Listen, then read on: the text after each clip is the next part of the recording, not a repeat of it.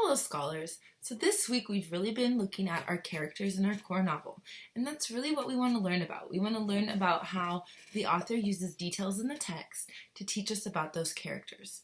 So we should be working on completing our character choice board. There's lots of fun ideas on there, and you're going to pick just one of those projects to do for this week. The first video from Reader's Workshop you should have already watched, but if you would like to read along with me as I read chapter 17, that's great. So again, this video you do not have to do, but I would love for you to join me while we read chapter 17. And if you've already read chapter 17 before, it's always a great idea to reread the text. Even I do it as an adult. The more times I read the text, the better I understand it. So guess what? I read the whole book last year, but that was a long time ago. I forgot it. So I reread the text, and every time I do it, I find something new, a little bit interesting. So here we go. Chapter 17. Augustus Gloop goes up the pipe. So while we read scholars, I'm looking for the characters and what I can learn about them in the text. And I'm also going to practice reading my expression. I'm paying attention to the punctuation. So if there's a comma, I'm going to do a slight pause. I'm not going to breeze right through it. Because yes, we aren't in class reading anymore, but it's still important to read with expression and intonation. Here we go. Chapter 17, Augustus Gloop goes up the pipe. When Mr. Wonka turned round and saw what Augustus Gloop was doing, he cried out, "Oh, no! Please, Augustus, please! I beg of you, do not do that! My chocolate must be untouched by human hands." "Augustus!" called out Mrs. Gloop. "Didn't you hear what the man said? Come away from that river at once." "This stuff is terrific," said Augustus, taking not the slightest notice of his mother or Mr. Wonka. "Oh, boy, I need a bucket to drink it properly." "Augustus!" cried Mr. Wonka, hopping up and down and wagging his stick in the air. "You must come away. You are dirtying my chocolate." "Augustus!" cried Mrs. Gloop. "Augustus!" cried Mr. Gloop. But Augustus was deaf to everything except the call of his enormous stomach. He was now lying full length on the ground, with his head far out over the river, lapping up the chocolate like a dog. "Augustus!" shouted Mrs. Gloop. "You'll be giving that nasty cold of yours to about 1,000,000 people all over the country." "Be careful, Augustus!" shouted Mr. Gloop. "You're leaning too far out." Mr. Gloop was absolutely right, for suddenly there was a shriek and then a splash, and into the river went Augustus Gloop, and in 1 second he had disappeared under the brown surface. "Save him!" screamed Mrs. Gloop, going white in the face and waving her umbrella about. "He'll drown! He can't swim a yard! Save him! Save him!" "Good heavens, woman," said Mr. Gloop. "I'm not diving in there. I've got my best suit on." So, scholars, what does this tell you about Augustus Gloop's dad? The kid is in a river of chocolate, and he's saying, "I'm not going to go in and save him because I have my best suit on." Ooh. Augustus Gloop's face came up again to the surface, painted brown with chocolate. "Help! Help! Help!" he yelled. "Fish me out!" "Don't just stand there," Mrs. Gloop screamed at Mr. Gloop. "Do something!" "I am doing something," said Mr. Gloop, who was now taking off his jacket and getting ready to dive into the chocolate. But while he was doing this, the wretched boy, that's a strong word Roald Dahl uses, the wretched boy, not the bad boy, not the not so great kid, like wretched, was being sucked closer and closer toward the mouth of one of the great pipes that was dangling down into the river. Then all at once the powerful suction took hold of him completely, and he was pulled under the surface and then into the mouth of the pipe. The crowd on the riverbank waited breathlessly to see where he would come out. "There he goes!" somebody shouted, pointing upwards. And sure enough, because the pipe was made of glass, Augustus Gloop could be clearly seen shooting up inside it, head first, like a torpedo. So if I read that, scholars, and just kept it with Augustus could be clearly seen shouting up inside it head first, that's not quite the same meaning. So whenever I am reading and I think, "Ooh, that sounds wrong," or I made a mistake, I go back and I'll reread it. And now I understand it better. Okay, he's not like in the pipe shouting and going up. He's shooting up. He's going up quickly. Help! Murder! Police! Screamed Mrs. Gloop. Augustus, come back here at once! Where are you going? It's a wonder to me, said Mr. Gloop, how that pipe is big enough for him to go through it. It isn't big enough, said Charlie Bucket. Oh dear, look! He's slowing down. So he is, said Grandpa Joe. He's going to stick, said Charlie. I think he is, said Grandpa Joe. By golly, he has stuck, said Charlie. It's his stomach that's done it, said Mr. Gloop. He's blocked the whole pipe, said Grandpa Joe. Smash the pipe, yelled Mrs. Gloop, still waving her umbrella. Augustus, come out of there at once.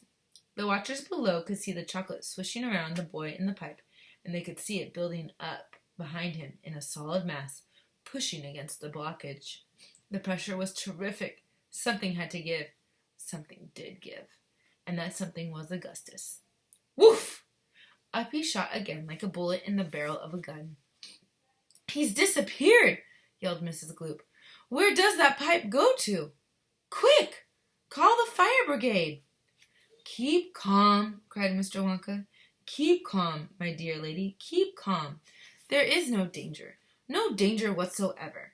Augustus has gone on a little journey. That's all. A most interesting little journey. But he'll come out of it just fine. You wait and see.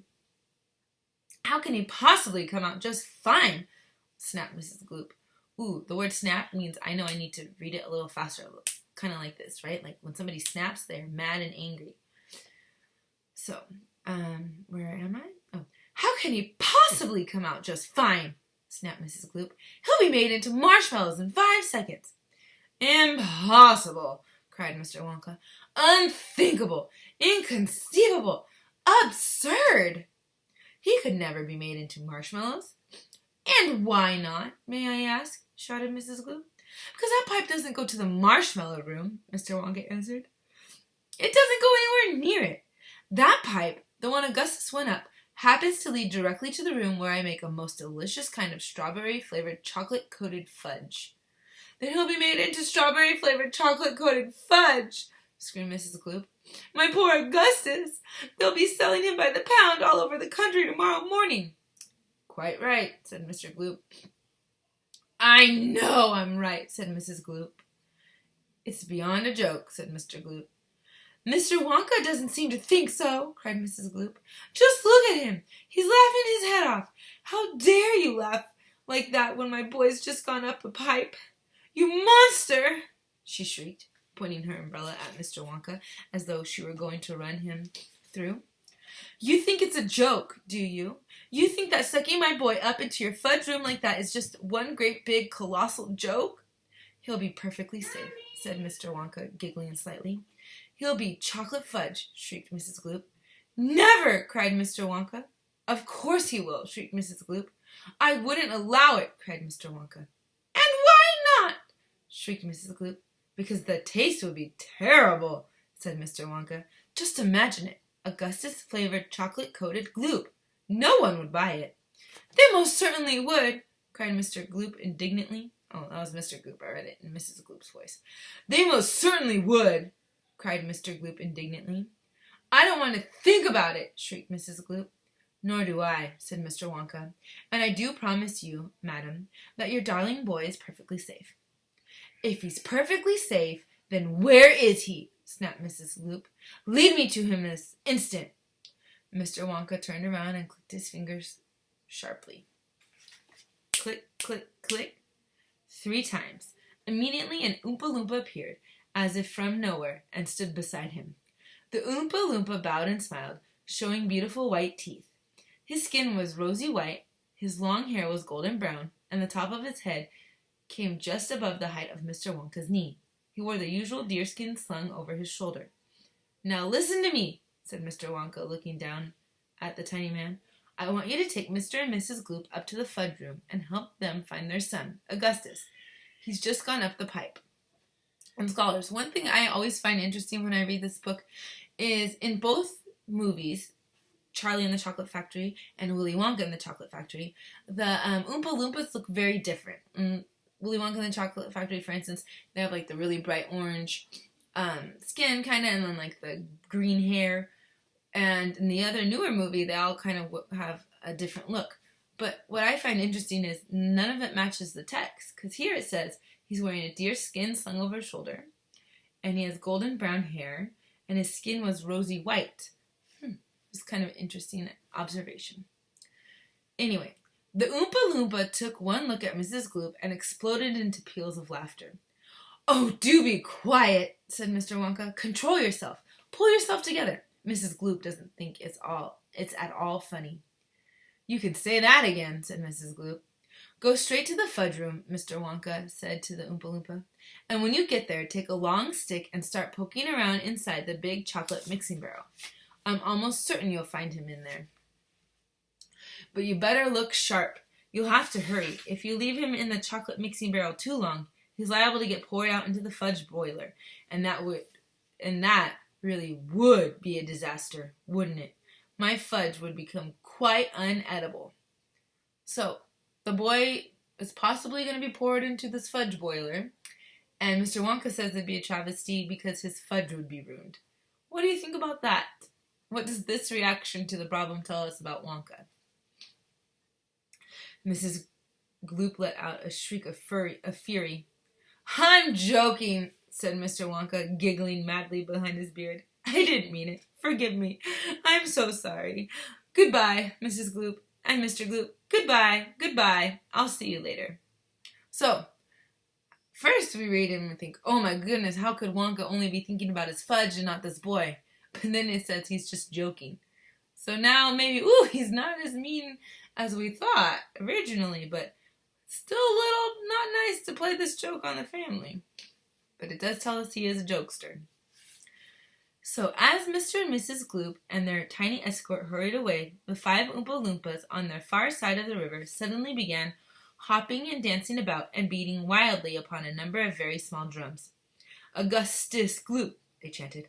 "Augustus Gloop, Augustus Gloop, Augustus Gloop."